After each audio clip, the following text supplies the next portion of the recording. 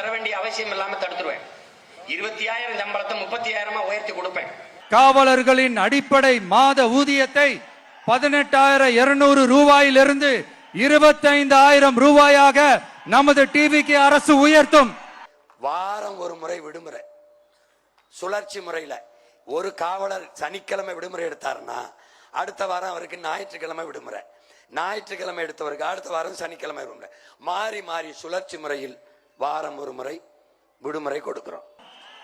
அதிக பணி சுமை கொண்ட காவலர்களுக்கு வாரத்திற்கு ஒரு சுழற்சி முறை விடுமுறையை உறுதி செய்யப்படும்.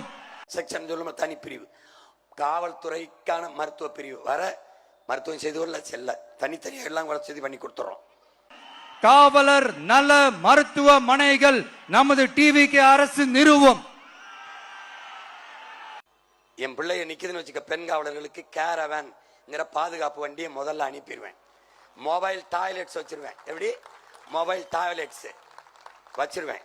பெண் காவல்துறை பணியாளர்களுக்கென தனி ஓய்வறைகளும் நடமாடும் டாய்லெட் யூனிட்டுகளும் அமைக்கப்படும்.